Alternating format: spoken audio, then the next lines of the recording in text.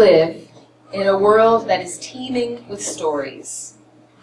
Every day we walk past people whose inner lives, their stories of pain and heartbreak, of love and redemption, are a mystery.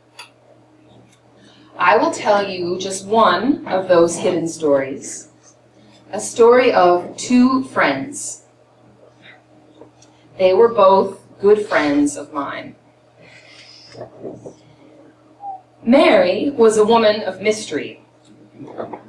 She was a small woman with a huge personality, a silent woman who spoke volumes, a deaf woman who spent an awful lot of time telling people to be quiet.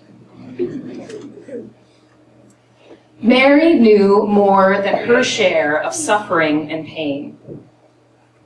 When she was 3, she lost both of her parents and moved abruptly into institutional care. Unable to hear or talk, Mary learned to speak up for herself in other ways. We heard stories from her 30 years in that institution. Who knows how many of them were true and how many were exaggerated? What we do know from her life with us is that Mary infused her world with conflict. She could spend hours choosing and re-choosing an outfit, a utensil, a seating arrangement. And woe betide the person who tried to rush or interfere with that choice. This was her way of asserting control, and with it, her dignity, her adulthood.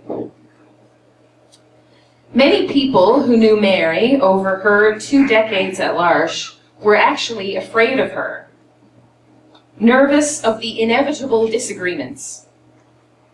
People were known to hide in the kitchen, lights off, hoping against hope that Mary would get herself ready for bed.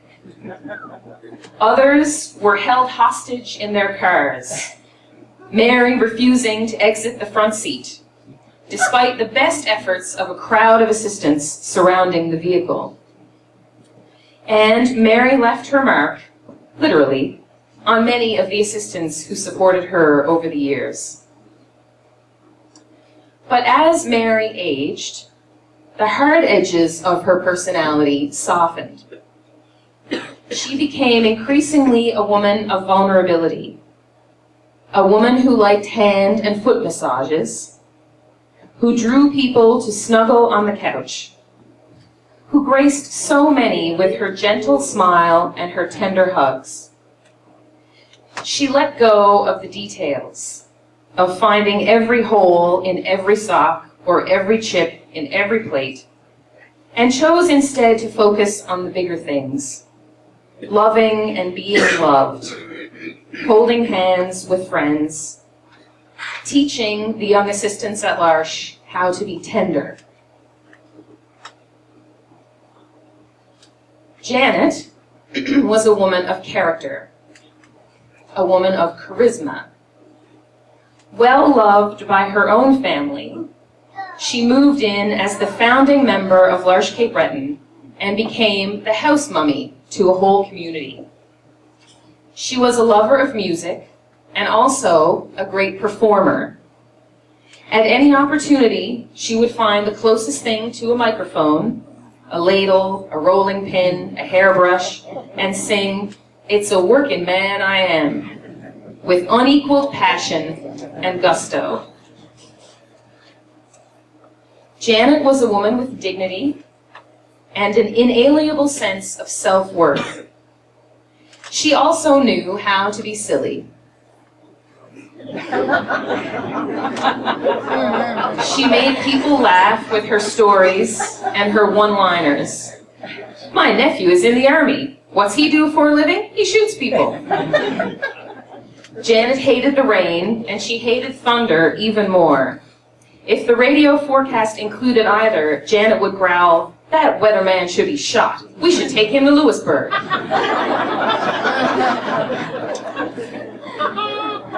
Although she never had children of her own, Janet was certainly a mother.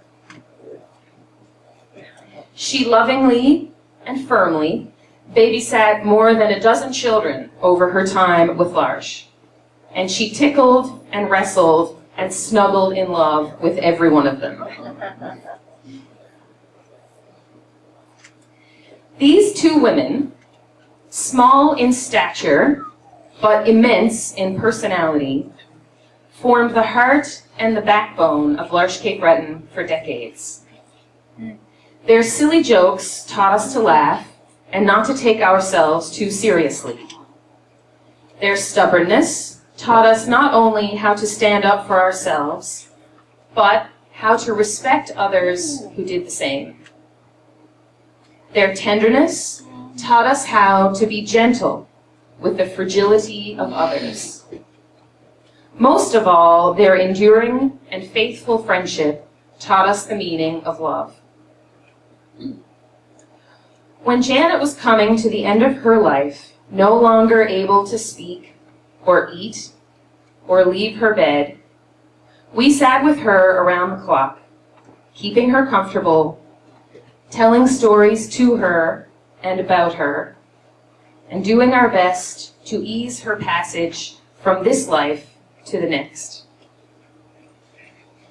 By then, Mary's health was also frail. Arthritis had all but eliminated her ability to sign. She got things across mainly with facial expressions, or by literally digging in her heels. When Janet took to her bed at the end, Mary, whose room was across the hall, refused to sleep. For 4 nights running, Mary stayed awake, and none of us knew what to do. Finally, someone thought of putting a cot beside Janet's bed, and there Mary happily laid down and slept. After Janet died, we waked her at home. As that evening grew later, and the visitors had all left, we tried to help Mary to bed. 3 times, somebody wheeled Mary down the hall, and 3 times, Mary dug in those heels to the floor and refused to go to her room. Finally, we asked her if she wanted to go to Janet's now empty room instead of her own. Mary happily agreed, and just as happily got into what used to be Janet's bed, where she slept that night and all the rest of her nights until her own death just a few months later. Who among us has known a more faithful friendship and a more abiding love?